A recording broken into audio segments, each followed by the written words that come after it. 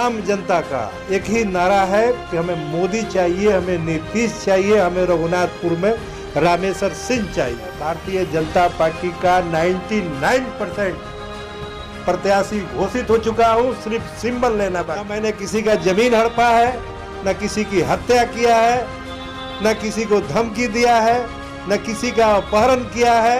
मेरा छवि है हरिशंकर यादव को 35 से 40 हजार मतों से पराजित करूंगा। जो हरिशंकर यादव ने 5 साल में जो रघुनाथपुर का विनाश किया है, सर्वनाश किया है, सत्यानाश किया है, अपने लोगों का विकास किया है, ठेकेदारों का विकास किया है, क्षेत्र का उपेक्षा किया है, सारी योजनाओं का हमने तो जाल बिछा दूंगा और रघुनाथपुर का नक्शा बदल दूंगा। मैं कहता हूं कि अगर मैं भाजपा से भी उम्मीदवार हुआ तो 30 से 35% मुस्लिम हमको रघुनाथपुर का वोट देंगे। मुझे तो नहीं लगता कि मुझे छोड़कर कोई दूसरा कोई वो सीट जीत सकता है। पट लगा रहे वो बाबा के राज में काम होगा कि दादा के राज में काम होगा, तो जनता सब फंड का पैसा था उन्होंने चबूतरा बनाया है। गांव में लोग बैठ के ताश खेले। मुख्यमंत्री होगा उसका दुलारा क्षेत्र रघुनाथपुर बनेगा। नमस्कार, आप देख रहे हैं एशियन न्यूज और मैं हूं अमित सिंह। सिवान की राजनीति काफी दिलचस्प कही जाती है। सिवान का रघुनाथपुर विधानसभा सीट काफ़ी चर्चाओं में है।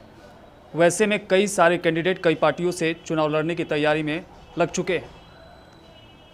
अब वैसे में हमारे साथ इस वक्त मौजूद हैं रामेश्वर सिंह और भारतीय जनता पार्टी के कद्दावर नेता माने जाते हैं, और इनकी किस तरह से वहाँ पे तैयारी चल रही है इसको लेकर हम इस समय मौजूद हैं और इनसे जानने की कोशिश करेंगे। सबसे पहले एशियन न्यूज़ में आपका स्वागत है। आपका भी स्वागत है, आपके चैनल को देखने वाले दर्शक का भी स्वागत है। क्या कुछ तैयारियां चल रही हैं इस समय? युद्ध स्तर पर देखा जा रहा है कि जो जनप्रतिनिधि है वो क्षेत्र में दौरा कर रहे हैं, किस तरह की आपकी तैयारी है? देखिए, रघुनाथपुर जो है भारतीय जनता पार्टी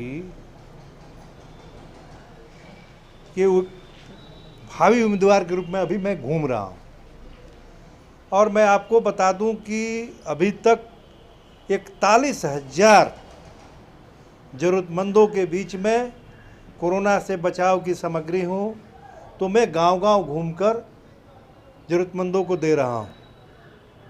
और अभी मैं 1 नंबर मेरा बूथ है रघुनाथपुर विधानसभा का सिधवल।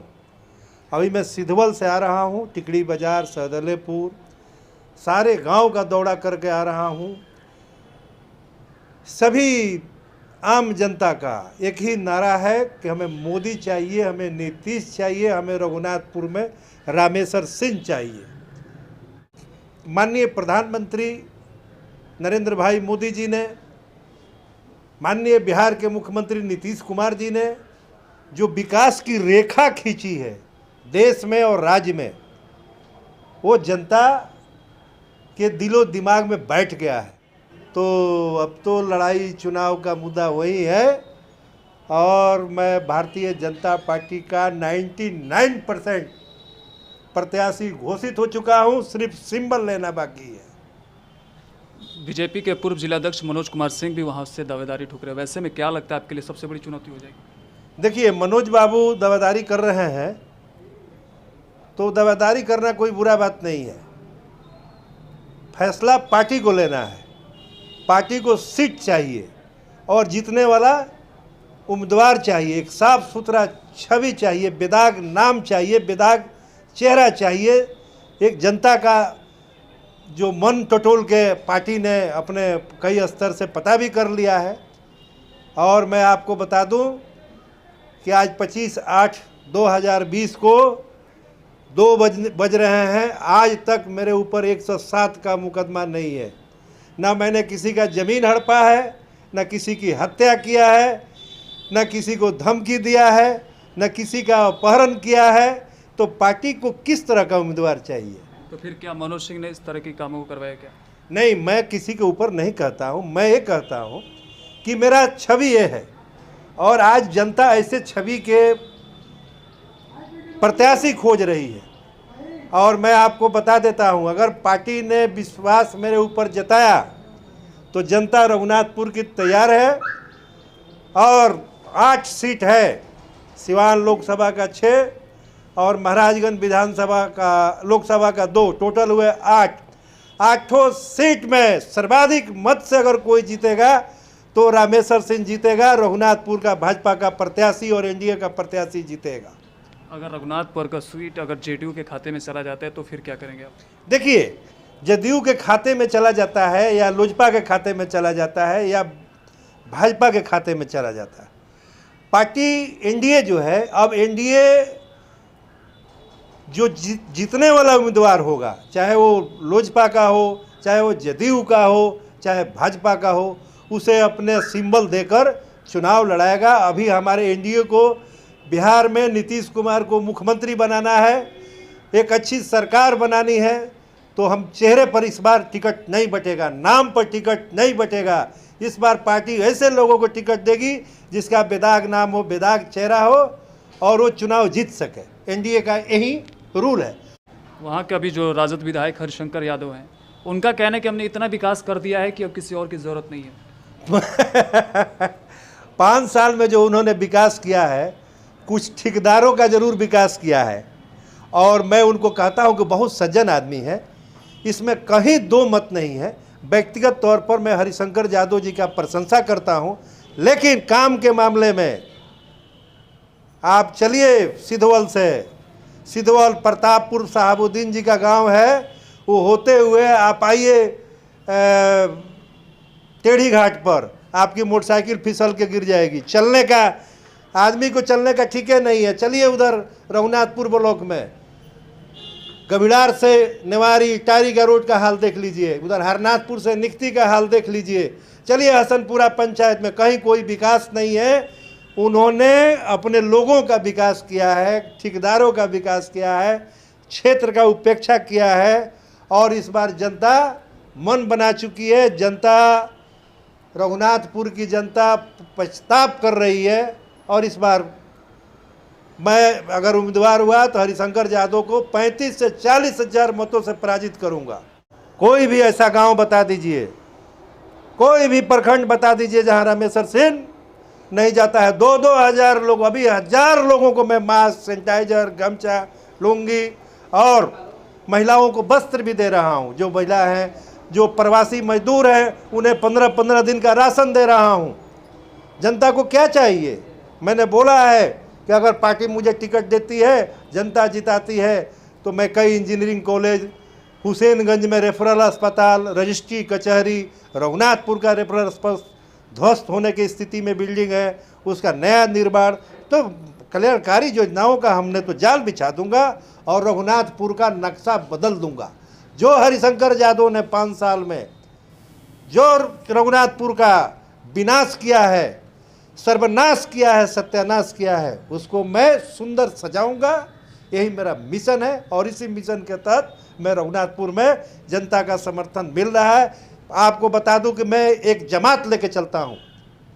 मैं जात की राजनीति नहीं करता हूं। उस जमात में सारे जाति धर्म के लोग रहते हैं, मुझे कोई परहेज नहीं है। मैं कहता हूं कि अगर मैं भाजपा से भी उम्मीदवार हुआ तो 30 से 35% मुस्लिम हमको रघुनाथपुर का वोट देंगे। अगर पार्टी की तरफ से टिकट नहीं मिलता तो क्या आप निर्दलीय चुनाव लड़ेंगे? बिल्कुल नहीं लड़ेंगे। हम पार्टी के समर्पित करता है, भारतीय जनता पार्टी का एक सिपाही है।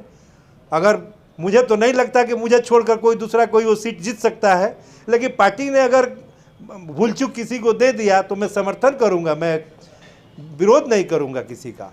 और लूट खसोट रघुनाथपुर में जाकर देखिए, ठेकेदारों द्वारा लूट खसोट, हुसैनगंज में जाकर देखिए, कहीं कोई काम नहीं है। वो तो बेचारे उम्र उनका ज़्यादा हो गया, वो तो सोए हुए रहते हैं।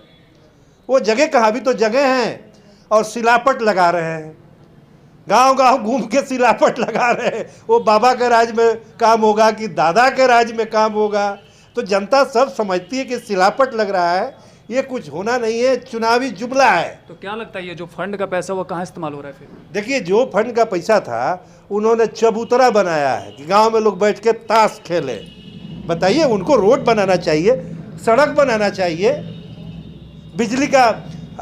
आप बताइए कि पावर हाउस जब लौकीपुर में लग गया और रघुनाथपुर बाजार में कम से कम 100 को सोलर लाइट लगता, हुसैनगंज में लगता है, टेढ़ी घाट में लगता है, टिकरी बाजार में लगता है, गोपालपुर चट्टी पर लगता है, उसरी में लगता, तब चमकता। शाम के देखिए 6 बजे के बाद तो सब अंधेरा है। ये क्या विकास है? क्या पावर हाउस है? कोई काम नहीं हुआ है। सिर्फ उन्होंने